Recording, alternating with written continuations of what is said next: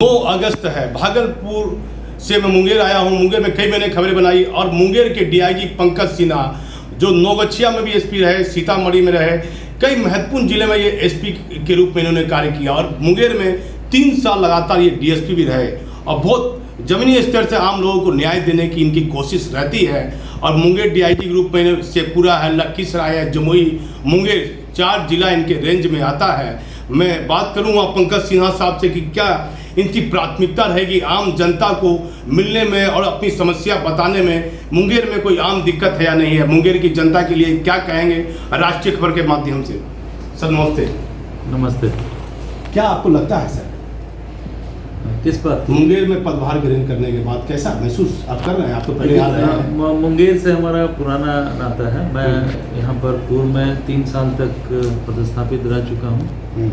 यहाँ के लोगों से हमारा पुराना संबंध रहा है और कई सालों तक काम करने का अनुभव है यहाँ पर। यहाँ के लोग बहुत अच्छे हैं और कानून का इज्जत करते हैं लोग। उनको आवश्यकता यही है कि उनकी बातों पर ध्यान दिया जाए, उनकी शिकायत का जो ग्रीवांस है उसका रिड्रेसल समय पर हो और उनको न्याय मिल सके। तो यहाँ पर आने वाले हमारे रेंज के 4 जिला से जो लोग आते हैं उन सब की बात, उसके लिए हमने कोई समय फिक्स नहीं किया है, न दिन फिक्स किया है। किसी भी दिन किसी भी समय वो हमारे पास आ सकते हैं, अपनी बात को रख सकते हैं और उनके समस्या का निराकरण के लिए हर संभव प्रयास हम लोग करते हैं।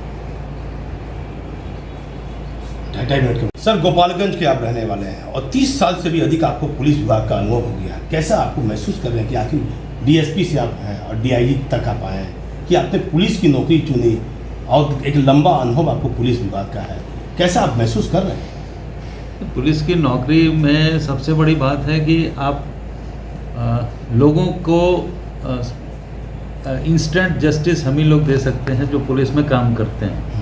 बाकी न्यायालय में और बाकी जगहों पर जो व्यवस्था है वो अपनी जगह पर है, लेकिन यहाँ पर अगर कोई तकलीफ़ में है तो उसको इमीडिएट रिलीफ हम लोग दे सकते हैं। मान लीजिए कोई व्यक्ति क्राइसिस में है, उसके घर में कोई समस्या आ गई, कोई अपराधी घुस गया, कुछ भी हुआ, तो इमीडिएट एक्शन तो पुलिस से ही उम्मीद की जाती है कि रिलीफ पुलिस से ही मिलेगी। तो पुलिस सेवा में लोगों को, आम समाज में रहने वाले लोगों को का दिल जीतने का बहुत मौका मिलता है और उनके नज़दीक आने के लिए भी बहुत मौका मिलता है।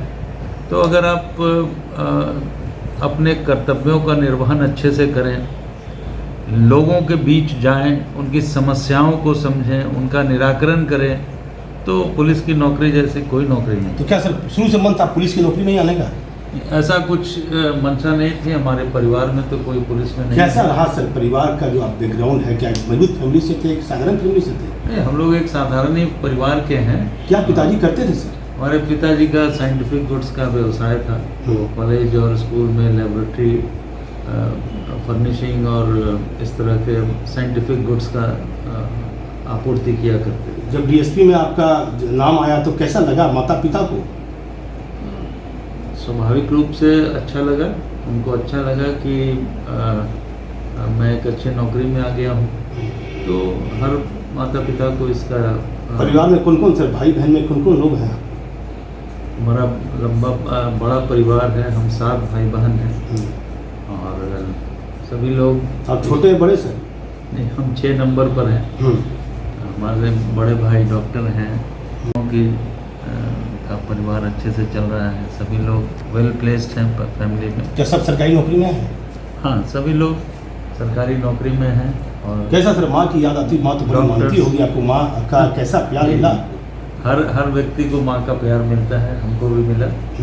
ये अलग बात है कि उनका देहांत, स्वर्गवास थोड़े कम उम्र में हुआ था। तो वो एक क्या उम्र थी सर आपकी? उस समय मैं 25 साल का लगभग रहा था। तो ज्वाइन कर लिए थे डीएसपी में? नहीं, उसके लगभग 1.5 साल बाद मैं सेवा में आया। कैसी लगता है माँ बेटे का रिश्ता तो बहुत अनोखा होता है। आप तो बहुत लंबे समय कार्यकाल में रहे, पुलिस विभाग की बात से अलग हटकर बात कीजिए, तो क्या माँ पिता में याद तो आती होगी। एकदम स्वाभाविक रूप से माँ पिता तो आपके सब कुछ होते हैं, उन्हीं का दिया हुआ है कि आप आगे बढ़े, आपको नौकरी मिला या सब सुख सुविधा उन्हीं से मिला है, उन्हीं का संस्कार दिया हुआ है कि आप कहीं पर पहुँचे हैं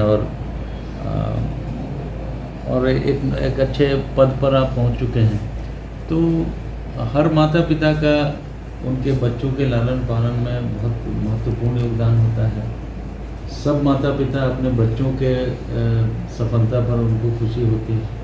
तो क्या सर भाई में सब एक साथ रहते हैं गोपालगंज में, तो पटना में रहने लगे? नहीं, हमारा परिवार बहुत पहले पटना में आ गया है। हमारे पिताजी बहुत पहले मकान पटना में बना चुके हैं, तो हम लोग प्रायः पटना ही में रहे हैं। कभी कभी कुछ अवसर विशेष पर हम लोग गांव जाते हैं। कितना परिवार है सर आपको, कितना लड़का लड़की है, बाल बच्चे? हमारे 2 बच्चे हैं, 2 लड़के हैं। हाँ। एक सेवा में है, वो TCS में है, और छोटा बेटा अभी लॉ ग्रेजुएट हुआ है क्राइस्ट कॉलेज में। कैसे सर आम जनता को, मुंगेर में आम जनता को क्या कही है? शेखपुरा है, मुंगेर है, लखीसराय जिला है, क्या वहाँ की चारों जिला की जनता को क्या संदेश देना चाहते हैं? जनता को इन जिलों में या कहीं भी मेरा यही संदेश है कि वो कानून का पालन करें और पुलिस पर विश्वास भी करें, और पुलिस कर्मियों, पुलिस पदाधिकारियों से मेरी यह अपेक्षा है कि जो लोग जाएं या जो भी घटनाएं होती हैं उनमें यथासंभव जितना जल्द से जल्द अभियुक्तों की गिरफ्तारी करें, अपराधियों की गिरफ्तारी करें, अपराधियों के मनोबल को बढ़ने ना दें। ये उम्मीद हमें पुलिस वालों से है, और आम नागरिकों से उम्मीद करता हूँ कि वो कानून का पालन करें तथा शांति और विधि व्यवस्था को अक्षुण्ण रखने में पुलिस की मदद करें। मान लीजिए पंकज सिन्हा DIG साहब को किसी को मिलना हो, किसी आम व्यक्ति को मिलना हो जो एकदम लाचार है, जिसको अपनी बातें आपको सुनाना हो, कैसे मिलेगा आपसे? वो मेरे कार्यालय में कभी भी आ सकते हैं, हमारे आवास पर कभी भी आ सकते हैं जब ऑफिस का टाइम नहीं हो। तो आप देखेंगे दिन में कोई भी व्यक्ति आता है, चाहे वो दिन के 12 बजे आ जाए या शाम को 5 बजे आए, उसको उससे मिले बगैर हम ऑफिस नहीं छोड़ते हैं। आम लोगों से मिलने के बाद ही जो लोग इंतज़ार करते हैं उनका कम से कम समय में मैं उनसे मुलाकात करने का कोशिश करता हूं और उनके समस्याओं का निपटारा करने का। सर एक माँ बेटी अभी गई, उनकी समस्या को आपने सुना, क्या मामला था? अच्छा, वो उनकी जो एक युवती हैं, उनकी शादी हुई थी, लेकिन ससुराल वालों ने उन्हें प्रताड़ना किया है और उनके पति भी उसमें शामिल रहे हैं। तो उनकी गिरफ्तारी के लिए उन्होंने अनुरोध किया। तत्क्षण मैंने संबंधित SP से बात किया है और उनकी गिरफ्तारी बहुत जल्द हो जाएगी। देखिए पंकज सिन्हा साहब से मैं पूछूंगा कि सर लंबा समय रहा नौकरी में, कहाँ DSP OSP में रहे सर? अब ये तो बहुत लंबा न कम शब्दों में संक्षेप में। मैं कई जिलों में मंडल पुलिस हुआ, औरंगाबाद हुआ, मुंगेर में मैं रहा हूँ काफ़ी लंबे अवधि तक, गया में रहा हूँ मैं, वहाँ भी मैं 3 साल के लगभग था, और SP में मैं नौगछिया में था, सहरसा में था, सीतामढ़ी में SP था। लगभग पौने 6 साल तक मैं SP के पद पर 3 जिलों में रहा हूँ। सर क्या लगता है आपको, हथियार के लिए बात प्रसिद्ध है मुंगेर, AK-47 का मामला आ जाए, NI जांच कर रही है पूरे मामले की, तो क्या आपको लगता है अवैध हथियार के मामले में कैसे? मुंगेर में जो गन फैक्ट्री है, इसका जो कारण है वो मेरा समझ ये है कि यहाँ जो गन फैक्ट्री है, लगभग 38 गन फैक्ट्री है, उन गन फैक्ट्रीज के जो कारीगर या जो एक्सपर्ट्स होते हैं वो रिटायरमेंट के बाद उनमें से कुछ लोग इस अवैध हथियार निर्माण के काम में लग जाते हैं, और इसी के कारण यहाँ पर अवैध हथियार का निर्माण होता रहा है। लेकिन आज की डेट में इस पर बहुत अंकुश लग चुका है, और प्रायः आपको अखबारों में या फिर अन्य समाचार माध्यम में ये खबरें आती हैं कि काफ़ी संख्या में हथियार बरामद किया जा रहा है। अवैध हथियार की बरामदगी मुंगेर में होती रही है और अभी भी अच्छी संख्या में गिरफ्तार। सर बेरोजगारी भी इसका एक कारण आप मान सकते हैं? बेरोजगारी तो हो सकता है, लेकिन ये आपराधिक मानसिकता मैं इसको ज़्यादा मानता हूँ, जो जानते हुए गलत काम कर रहा है। ऐसे लोगों को क्या संदेश देना चाहते हैं जो फैक्ट्री से रिटायर कर गए हैं और अवैध हथियार के कारोबार में लिप्त हो गए हैं? उनको इससे दूरी बना के रहना चाहिए। उनके पास कोई हुनर है, उसका इस्तेमाल दूसरे काम में कर सकते हैं, लेकिन इस तरह का अवैध हथियार के निर्माण में नहीं लगना चाहिए। उनको इससे दूरी रखना चाहिए उनको। अन्यथा समाज में जैसे जो बड़ी घटनाएं होती हैं उसमें अवैध हथियार का इस्तेमाल होता है, और इस कारण इस जिला की बदनामी भी होती रही है कि यहाँ से अवैध निर्माण बहुत ज़्यादा, हथियारों का अवैध निर्माण होता है।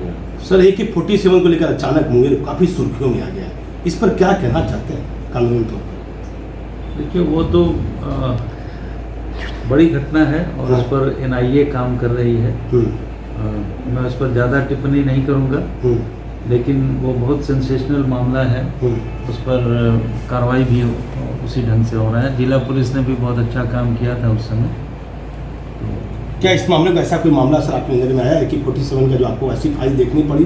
में कई दार्शनिक स्थल हैं, कई टूरिस्ट इंटरेस्ट के जगह हैं, और लोग भी बहुत अच्छे हैं यहाँ के, कानून का पालन करते हैं वो।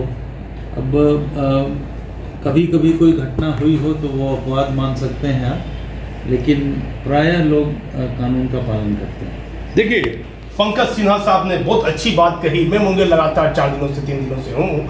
यहाँ के लोग कानून का पालन करने वाले हैं, और ये कहते हैं कि इनके रेंज में जो चारों जिले आते हैं, लखीसराय है, अब शेखपुरा है, जमुई है, मुंगेर है, कोई भी आम जनता जिनको समस्या है, जिनको दर्द है, कोई प्रकार की शिकायत है, तो इनके डेरा पर, इनके ऑफिस में, इनके कार्यालय में किसी समय भी अपनी सुविधा के अनुसार आकर अपनी बातों को रख सकते हैं। पंकज सिन्हा साहब ने कई बातें कही, कुछ अपनी पारिवारिक जीवन की बात। हम एक साधारण परिवार से हैं, एक बड़ा परिवार है, और इनके एक बच्चा सरकारी नौकरी में है, और परिवार के कई लोग सरकारी नौकरी में कार्यरत हैं। देखिए, पंकज सिन्हा साहब मूलतः गोपालगंज के रहने वाले हैं, लेकिन इनके पिताजी ने पटना में अपना मकान बना लिया, और आप देख सकते हैं 33 नंबर में लिखा हुआ है पंकज कुमार सिन्हा। 22/6/2021 को इन्होंने पदभार ग्रहण किया है। और आप देखिए कैसे, किस तरह से इन्होंने बताया कि अवैध हथियार के कारोबार में लिप्त जो लोग हैं उनको बताया कि आप इस काम से हटिए, और दूसरा भी जो काम है वो भी कीजिए, जो गैरकानूनी काम है उस काम को मत कीजिए। जो मुंगेर में गन फैक्ट्री में जो लोग रिटायर कर गए हैं वह कहीं ना कहीं अवैध हथियार के कारोबार में लिप्त रहते हैं। लेकिन इन्होंने बताया कि AK-47 के मामले को लेकर NIA टीम जांच करे। इस मामले में ज़्यादा नहीं कहेंगे क्योंकि पूरा मामला NIA के पास है। इस समय मुंगेर से दीपक नौरंगी।